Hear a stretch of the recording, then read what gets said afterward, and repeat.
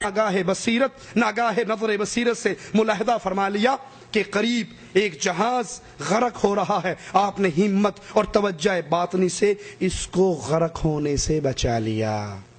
بیٹھے کہیں اور ہیں، بصیرت کی نگاہ پڑی، کیا دیکھا؟ ایک جہاز سمندر میں ڈوب رہا ہے. وہیں بیٹھے بیٹھے موڈا دیا اور پار لگا دیا.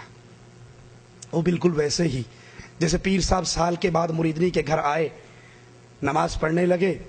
نماز کے دوران کہتے ہیں، مریدنی نے دیکھا بھئی پیر صاحب نماز میں کیا آواز نکال رہے ہیں. سلام پھیرا کہ پیر جی کیا ہوا تھا، آپ آواز نکال رہے تھے. کہا پگلی تجھے نہیں پتا، میں یہاں پاک پتن شریف میں نماز پڑھ رہا تھا اور نگاہ بصیرت سے دیکھ رہا تھا ایک کتا مسجد نبوی کے اندر داخل ہو رہا تھا. میں نے یہیں سے رسالہ بھیجا جوال کا، وہ نکل لیا.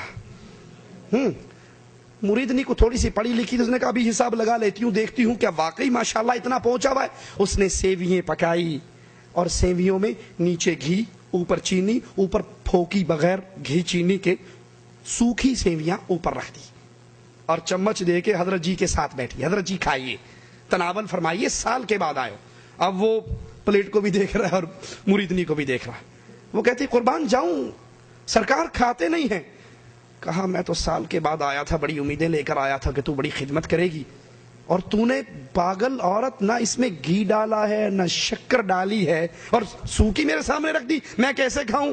اس نے جوتی اتاری اور چار اس کے سر میں ماری کہ ظالم، ابھی دوران نماز تجھے مدینے کی مسجد میں داخل ہونے والا کتا بھی نظر آ رہا تھا، اور اس کے نیچے جو پڑا، اس کے نیچے کیا پڑا ہے؟ یہ سیویوں کے نیچے گھی بھی ہے، شکر بھی ہے. مدینے تک کی نگاہ بصیرت تمہاری کام کرتی ہے، لیکن پلیٹ کے نیچے کیا پڑا ہے وہ بصیرت کام نہیں کرتی. کہا امداد اللہ مہاجر مکی صاحب نے کہ پیر عبد القادر جیلانی بیٹھے ہوئے تھے اور بیٹھے بیٹھے ان کی نگاہ بصیرت نے دیکھا کہ ایک جہاز غرق ہو رہا ہے، اور فوراً توجہ اور ہمت سے ہی اتنی لہریں تھی، اتنا مقناطیس تھا کہ اس لوہے کو کھینچ کے باہر لگا دیا. یہی امداد اللہ مہاجر مکی کرامات امدادیہ کے اندر ان کی یہ کرامت موجود ہے. ایک مرید کہتا ہے میں حج کے لیے گیا، میرا جہاز پہاڑ سے ٹکرایا، قریب تھا دوبارہ ٹکراتا اور غرق ہو جاتا. میں نے وہیں بیٹھے بیٹھے کہا امداد اللہ مہاجر مکی صاحب اب نہیں بچاؤ گے تو کب بچاؤ گے؟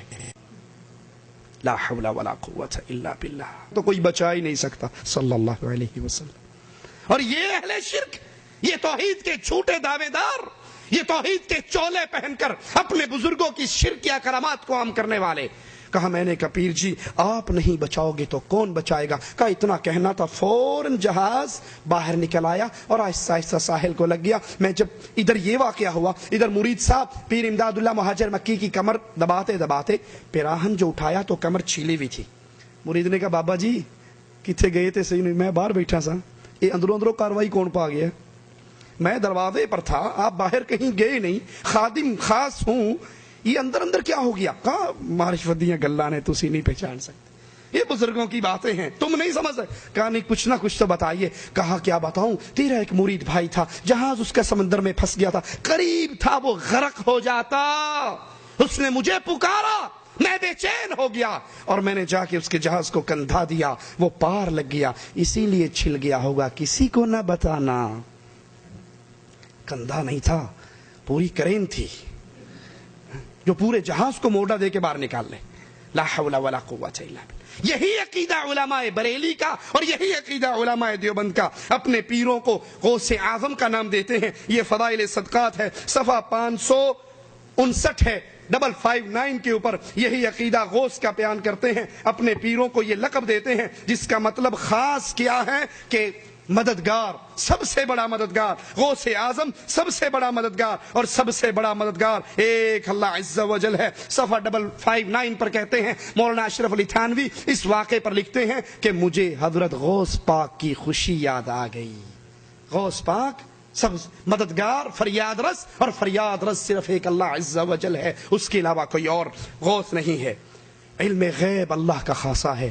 قرآن حکیم کی اس آیت پہ غور کیجئے. قل لا يعلم من في السماوات والارض الغیب الا اللہ وما يشعرون ایان یبعثون. اے نبی کہہ دیجئے اللہ کے سوا آسمان اور زمین کی چھپی ہوئی باتوں کو کوئی نہیں جانتا، اس کی خبر کسی کو نہیں ہے، اور وما يشعرون ایان یبعثون، ان کو تو یہ بھی نہیں پتا کہ اٹھایا کب جانا ہے. علم غیب میں اللہ خاص ہے، یہ خاصہ ہے اس کا، اپنے نبی کو بتانا چاہے بتا دیتا ہے. اور اور اپنے نبی کو نہیں بتانا چاہتا. عائشہ رضی اللہ تعالی عنہا پر تہمت لگتی ہے, مومنوں کی ماں پہ تہمت لگتی ہے. دنوں پہ دن گزرتے ہیں, عائشہ اپنے والد کے گھر چلی جاتی ہیں, روتی ہیں, آنسو بہاتی ہیں. نبی آ کر کہہ دیتے ہیں عائشہ رضی اللہ تعالی عنہا اگر تجھ سے غلطی ہو گئی ہے تو اللہ سے معافی مانگ لے, اللہ معاف کرنے والا ہے. اور عائشہ رضی اللہ تعالی عنہا فرماتی ہیں اے نبی اگر میں اپنے صفائی پیش کروں آپ یقین نہیں کرو گے, یہ الزام اپنے اوپر لے لوں تو وہ گناہ جو میں نے کیا نہیں ہے